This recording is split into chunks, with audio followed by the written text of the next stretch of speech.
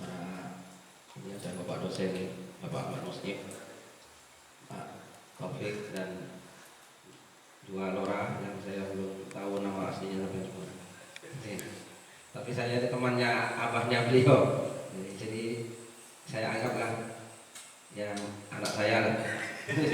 Karena saya satu kamar, satu anu lah, satu perjalanan hidup sama Pak Imam, seperjuangan dulu di pesantren Pak Imam. Dan semua teman-teman, ya, alhamdulillah kita sangat senang malam ini Ma'iyah berada di pondok pesantren Darus Zuban.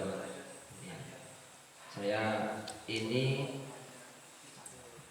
dulu ke pondok ikut Kak Subedi ini, almarhum pendiri Darus Zuban ini.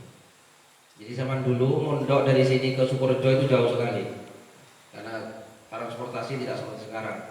Dari sini ke Sukorejo itu jaraknya 250 km dan tidak mudah. Di terminal bis itu belum di Bungurasi, masih di Wonokromo. Nah, Kak Subedi ini termasuk senior. Beliau ini dulu TU di perguruan tinggi di mana? Di pesantren dulu ada Universitas Ibrahimi, terus ada kebijakan baru jadi IAII, Institut Agama Islam Ibrahimi, sekarang jadi Universitas sekarang. Nah, KIT ini dulu yang selalu ketik tek itu di kantor itu, dan beliau itu saya dapat syafaatnya beliau. Di pondok itu paling berat itu kan urusan mandi, karena santri terlalu banyak, kamar mandi kurang.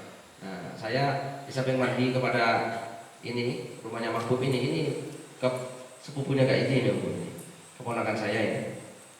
Nah, itu saya kalau sudah kepepet saya minta syafaatnya Kak Iti, karena Kak Iti itu kan yang menguasai kantor. Saya bisa numpang kamar mandinya, jadi kamar mandinya dosen itu lain dengan santri. Nah, saya terkadang mandi di kamar mandinya dosen itu, meskipun saya itu masih waktu itu ibtidaiyah tapi mandinya kelas dosen. Ya, jadi pondok. Jadi gara-gara KID ini, alhamdulillah kita kirim Fatihah ya.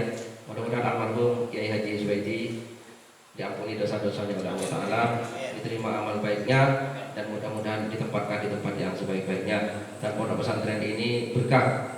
Al-Fatihah. A'udzubillahi minasyaitonir rajim. Bismillahirrahmanirrahim. Alhamdulillahirabbil alamin arrahmanir rahim maliki yaumiddin.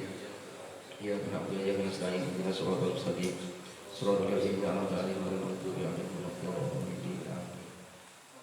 Teman-teman semua, pertama yang paling penting dari Ma'iyah sebetulnya kalau masalah ilmunya itu tidak nomor satu ya. Yang penting kumpulnya begini ini. Oleh karena itu berkumpulnya ini sendiri sudah output dari sebuah pengetahuan yang luar biasa. Karena kita lihat sekarang sulit bertemu itu sulit. Bertemu sulit, berkumpul itu juga sulit, apalagi kita ini berbeda latar belakang. Jadi kita jangan anti perbedaan. Biasanya orang itu kalau berbeda tuh gak mau ketemu. Nah, di Ma'iyah ini justru ayo kita berbeda-beda itu yuk ketemu di sini bersama-sama, gitu loh ya. Oleh karena itu ini saya sekarang malam ini juga bertanya kepada Mas Makmun ini kok laki-laki semua kok ada perempuan? Nah, iya. Apa? Oh, sudah. Ya, nggak apa-apa. Nanti besok-besoknya seperti kemarin-kemarin ya. Apa karena tempatnya di sini? Tapi nggak apa-apa lah. Ya, ini hanya salah satu. Tadi subhanalladzi khalaqal azwaja itu kan Allah itu menciptakan semua berpasang-pasangan. Malam ini ya minimal dalam tubuh kita ini ada unsur laki-lakinya, ada unsur perempuannya gitu ya. Kulit ini perempuan karena kulit itu kan lembut, tapi tulang itu laki-laki. Saya tadi malam di Padang Bulan kan membacakan tafsir Al-Jawahir itu. Dan tafsir Al-Jawahir itu Dr. Jahri mengatakan pohon itu yang tidak usah dikawinkan, karena dalam satu pohon itu ada unsur laki, ada unsur perempuan, maka gak usah dikawinkan. Contoh jagung, yang mencontohkan jagung itu separuh ke atasnya itu laki-laki dan separuh di bawahnya itu perempuan, maka buahnya akan muncul dari tengah. Yang hamil kan tengahnya jagung itu perempuan. Itu menurut Tonton Johari. Maka jagung tidak usah dikawinkan. Nah, sekarang malam ini kita meskipun secara fisik kok nggak ada perempuan, tapi tetap ada. Ya, seperti itu. Nah kalau salak itu ada yang jenis laki-laki, ada yang jenis perempuan, maka dia harus dikawinkan. Kalau nggak dikawinkan dia nggak bisa berbuah. Begitu juga kurma. Tapi pohon-pohon yang lain yang nggak usah dikawinkan, menurut Tontowi Johari, jadi dalam satu buah itu ada bagian kelelakian, ada bagian keperempuan. Besok bulan puasa saya akan khataman tafsir Al-Jawahir. Nah, sampai kalau khataman tafsir Al-Jawahir ke tempat saya. Akan saya mulai tanggal 25 Saban. Ya. Tafsir Al-Jawahir itu 25 jilid. Silahkan saya kasih tahu sekarang kalau ada yang mau, jadi bisa beli dari sekarang karena mahal itu. Sudah, ini sekilas saja. Ya. Nah, saya kira itu yang mahal dari Ma'iyah ini. Ya. Kalau masalah isinya kita mau bicara apa bebas, gitu ya. Tapi yang mahal adalah kita di sini mau ketemu. Dan sampai jangan terus, wah itu saya nggak cocok sama Pak Muslim begini. Dan justru di sini yang nggak cocok harus bisa ketemu, gitu ya. Orang biasanya kalau nggak cocok sama orang langsung menghindar, terus nggak mau ketemu. Nah ini yang kebiasaan buruk seperti ini, ya, kebiasaan buruk. Dan ini sekarang sedang menggejala. Jadi orang kalau nggak sama tuh nggak mau ketemu. Justru kalau nggak sama itu harus ditemui. Karena kehadiran perkawinan itu kan agak sama. Kalau sama ngapain? Kawin. Gitu ya. Nah sekarang orang banyak itu kita ini berbeda. Loh iya karena berbeda yang kita ketemu karena perkawinan itu gara-gara perbedaan. Meteng itu juga gara-gara berbeda. Punya anak itu juga gara-gara berbeda. Nah sekarang yang terjadi orang kalau nggak cocok nggak mau ketemu. Ini saya kira persoalan dan kita yang sekarang menjadi solusi itu, gitu ya, jadi solusi itu. Saya sangat menyayangkan satu contoh ya di tingkat nasional ini ya. Kita semua kan NU ya, kita semua NU ini. Kalau ada yang nggak NU ya alhamdulillah kita syukuri gitu loh. Seperti kemarin kasus Jogja yang di medsos rame itu kan saya kira kita kok semakin mundur, ya kan enggak? Gak sama itu bukan harus bermusuhan gitu loh ya. Gak sama itu justru berpasangan. Jadi, ada terang, ada gelap, yaitu memang Allah menciptakan pasangannya. Jadi, ada kanan, ada kiri itu pasangannya. Ada kasar, ada lembut itu pasangannya. Nah sekarang garis lembut anti garis kasar, garis kasar anti garis, ya gak akan pernah kawin kalau seperti ini, dan tidak akan meteng, tidak akan punya anak berupa sebuah peradaban yang lebih baik. Nah sekarang kita harus mendobrak ini semua ya, kita dobrak melalui forum-forum. Nah, yang paling penting dari Ma'iyah ini bukan isinya, tapi metode kumpulnya ini, metode kita dari berbagai sudut pandang berbeda, tapi kita bisa duduk bareng, kita bisa menyampaikan. Ini yang paling penting, paling mahal. Saya contoh sangat menyayangkan. Contoh ya di NU, contoh ya. Muktamar Jombang itu kan sudah 5 tahun yang lalu, 4 tahun lah. Nah, dulu ada rivalitas antara siapa? Pak Hasim dan Gus Solah sama Pak Said, ya. Kemarin Gus Solah wafat, Pak Said juga melayat di Jombang. Ini kan kita sayangkan. Masa sampai seperti itu gitu ya? Nah, kita sayangkan. Nah, seperti ini kan mestinya yang jangan sampai kita ikuti gitu loh ya. Siapapun kalau seperti itu jangan kita ikuti. Orang berbeda itu boleh. Orang nggak sama itu boleh. Tapi berbeda bukan berarti bermusuhan. Rivalitas itu penting apa enggak? Penting. Saya akan bertanya sekarang sama sampean. Sampai saya ya sering ya NU, kita akuilah NU itu pokoknya lahir batin kita NU. Tapi kita tidak bisa menolak sesuatu di luar NU. Gitu.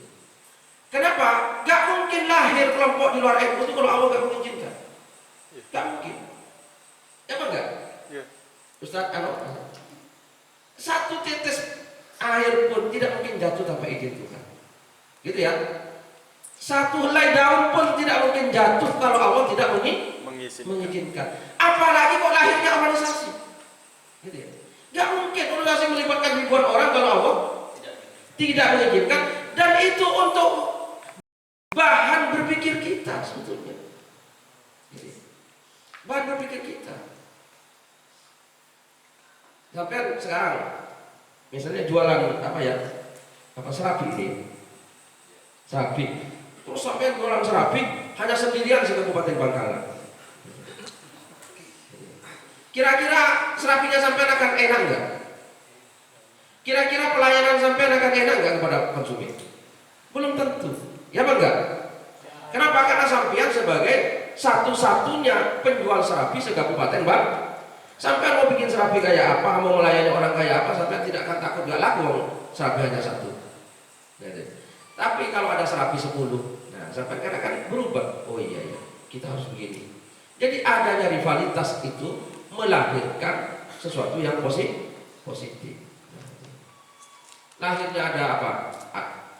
Kelompok-kelompok lain di luar kita. Itu banyak manfaatnya, banyak hikmahnya bagi kita. Nah itu yang harus kita harus kita kembangkan. Oleh karena itu kita pakai sistem lingkaran ma'iyah, sehingga kita ini bisa melihat sesuatu dari berbagai sudut. Nanti kita ambil sesuatu baik atau buruk, benar atau salah, itu masih tetap relatif, gitu ya, tetap relatif.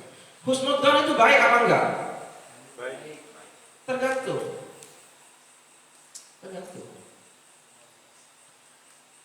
Sayyidina Ali itu bisa dikalahkan oleh Muawiyah karena Sayyidina Ali husnudzon kepada Amr bin As.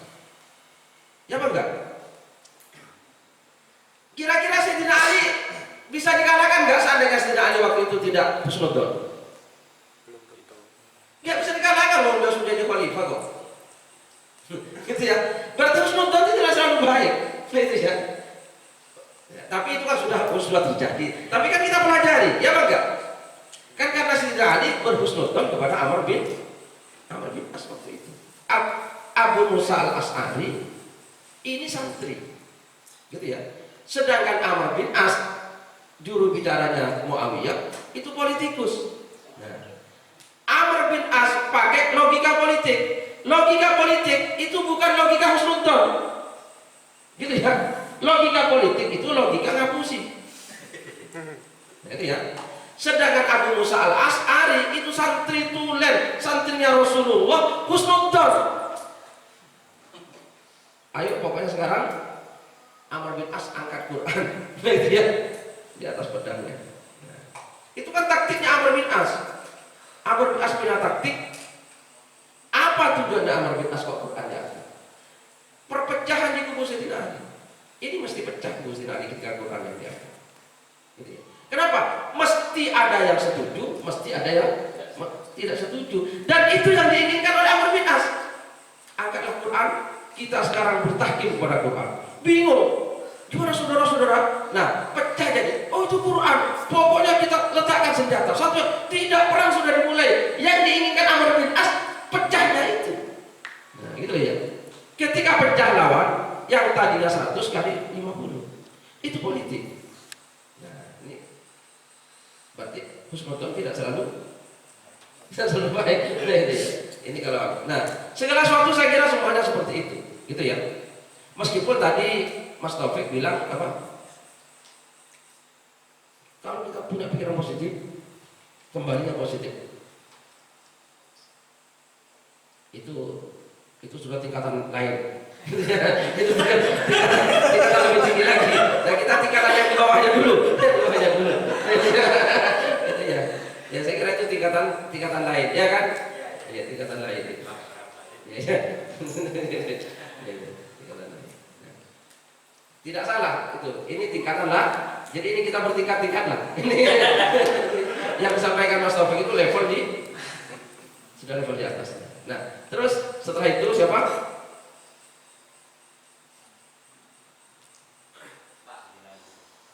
Amr bin As bilang, oke sekarang bukan siapa. Terus ini bagaimana? Nah, Amr bin As bilang, kalau begitu sekarang kembali ke titik nol, status quo. Apa?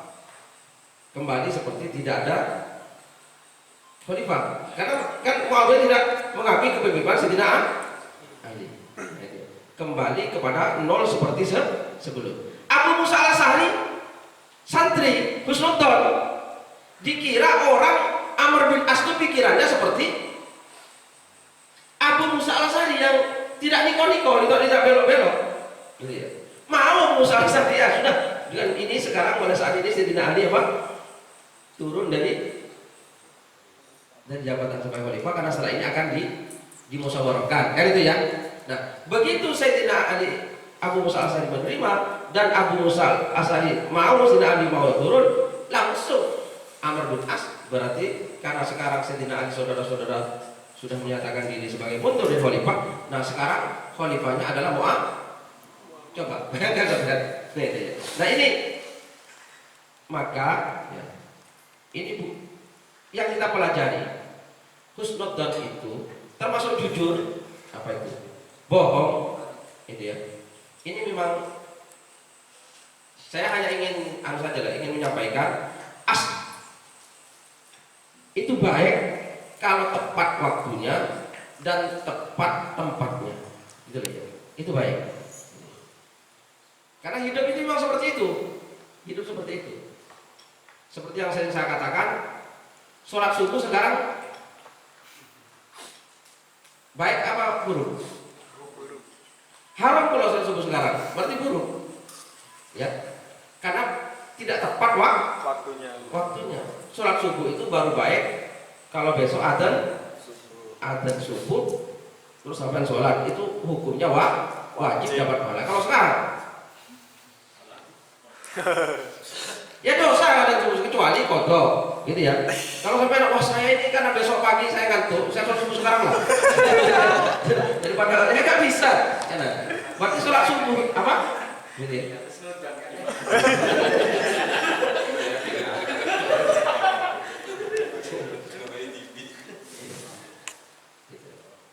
Ya kan nggak bisa seperti itu. Jadi itu baik sholat subuh itu kalau pada waktunya.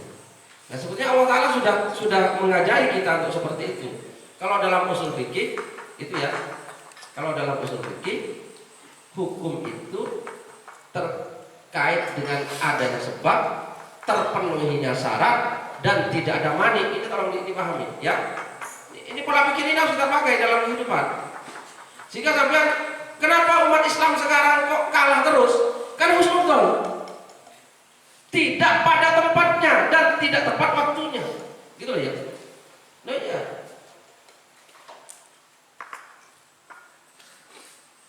ya apa enggak? Sehingga kita ini kan hanya ditipu terus karena kita memakai husnudzon tidak pada tempatnya dan tidak tepat waktunya. Ini saya level lain loh. Kalau levelnya Mas Taufik sudah level tinggi, ini level wali. Sampai ini level wali. Ini sekarang ini manusia biasa begini ini, gitu ya. Manusia biasa. Ya ini perlunya bermainnya begini, ya. Nanti sampai pikir-pikir sendiri setelah ini. Oh iya, nah ini kalau pada level begini, ini. Termasuk yang disampaikan beliau juga ini tidak ada yang salah loh ya. Ini hanya kita menyampaikan berbagai level, berbagai macam sudut pandang.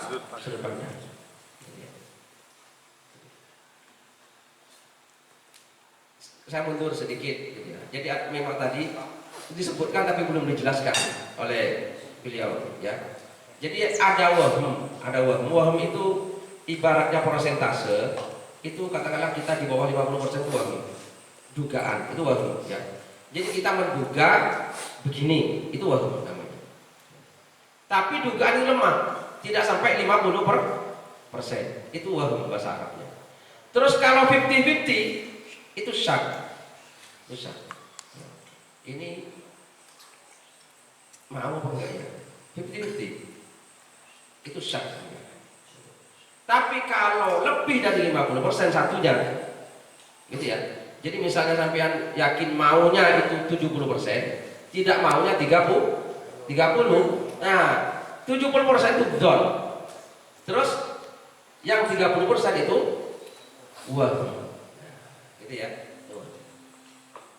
Nah, sebetulnya manusia don itu sudah top. Ya, dalam memandang satu kuda. Orang berijtihad itu tidak harus yakin. Tidak harus yakin. Gak ada mujtahid yang yakin. Ya. Semua mujtahid itu hanya sampai kepada don. Jadi, contoh Al-Quran menyatakan, ya, idza kuntum ila sholati fagsilu wujuhakum wa aydiyakum ilal marafiqi wamsahu bi ru'usikum wa arjulakum ilal ka'bayn. Gitu ya. Kalau kamu mau mendirikan sholat, maka basuhlah wajahmu, terus kedua tanganmu sampai siku, terus usaplah kepalamu, ya, terus basuh kaki. Berapa ini yang harus dilakukan? 4. Basuh wajah, tangan, kepala, kaki. Perintah Quran kan 4. Ya apa enggak? Sekarang Imam Syafi'i menyatakan rukunnya wudu ada berapa? Ada 6. Niat dan tertib. Nah, kan gitu ya. Itu Imam Syafi'i. Ya apa enggak? Nah sekarang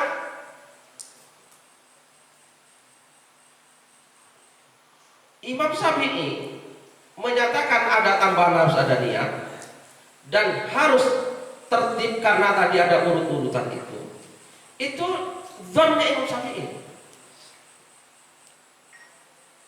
berdasarkan redaksi dan berdasarkan beberapa praktek Nabi Muhammad SAW.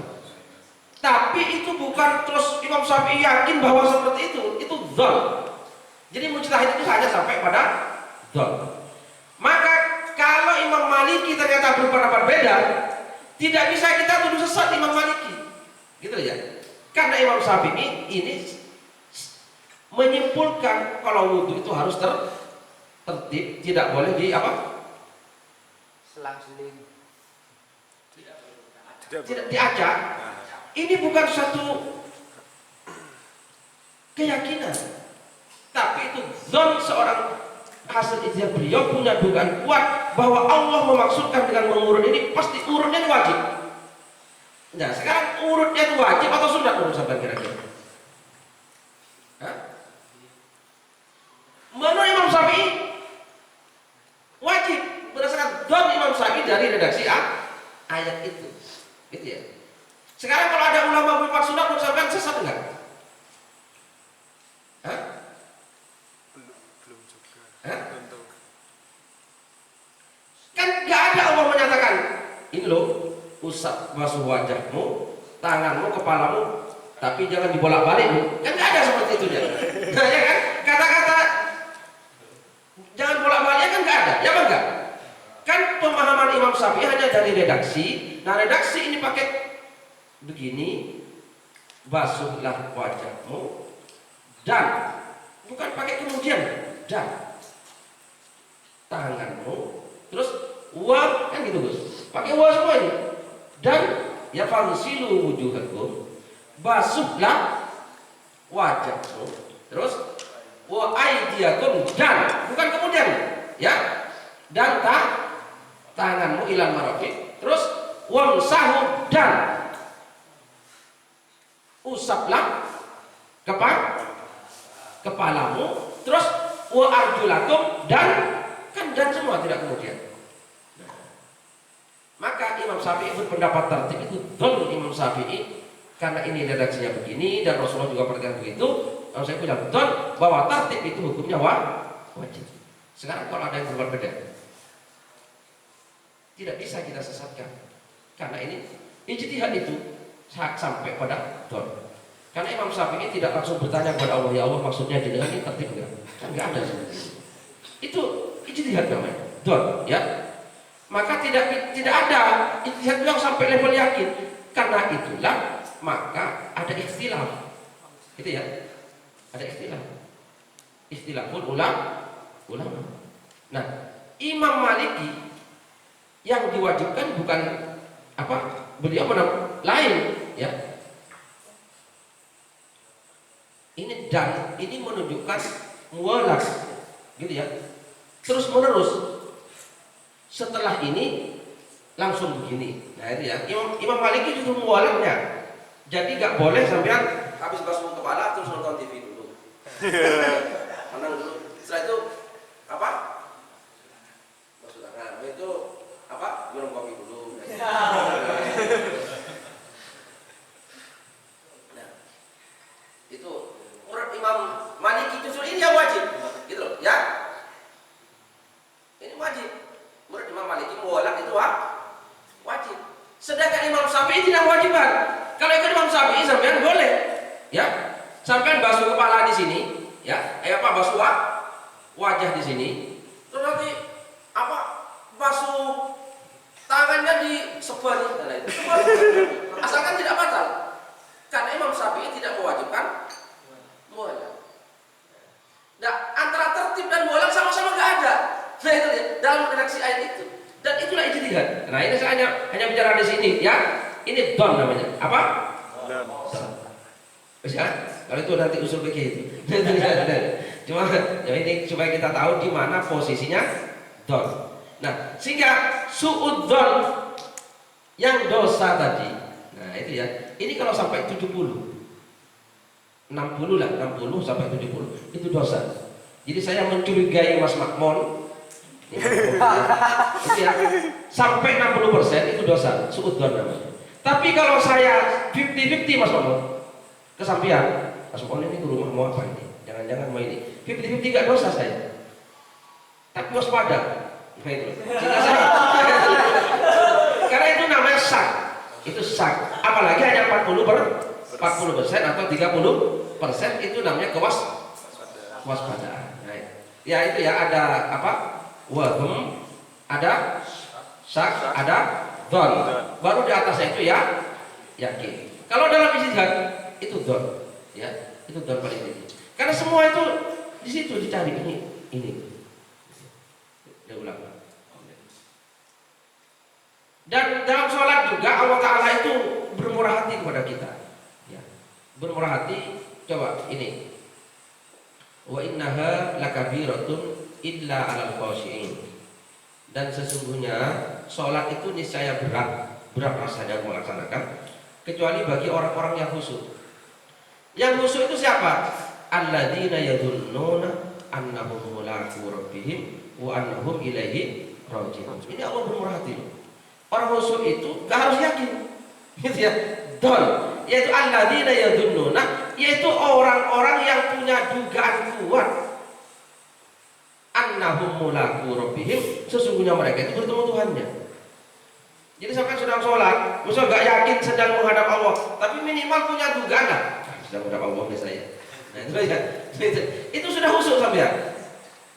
Nah kalau sampai seperti Syekhona Khalil gitu, ya nggak bisa kita, sudah tingkatan jam sarafik. Orang seperti berhadapan dengan Allah betul itu. Nah kalau kita itu cukup apa? Adon tadi, yadun nunah. Nah gitu lah ya.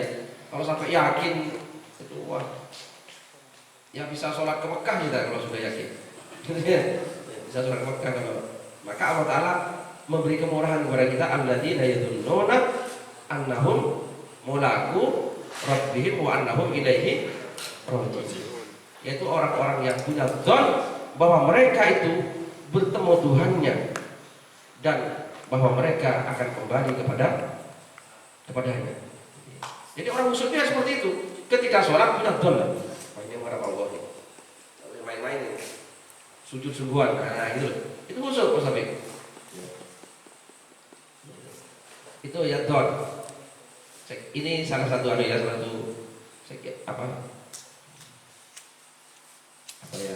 ya saya menyampaikan masalah husnudzon. Tadi kalau masalah energi positifnya sudah ambil dari apa? Pak Musib sama Pak Taufik. Tidak perlu saya sampaikan lagi yang seperti itu gitu ya. Tapi ini saya bahwa tetap kita sebagai manusia gitu ya, husnudzon ini satu kita pahami dan tetap kita lihat konteksnya gitu ya, supaya kita ini tidak menjadi orang yang selalu tertipu dengan asumsi kita berhusnudzon gitu ya.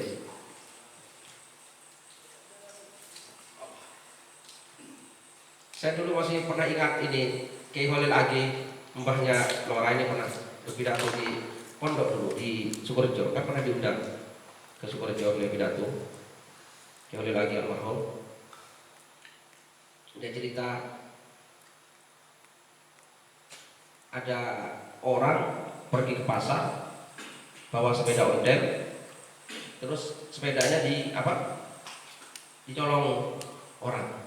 Akhirnya laporan kepada polisi. Nah, oleh polisi ditanya, loh sepedanya sampean ditaruh mana? Pak, ditaruh situ. Terus dikunci nggak? Enggak.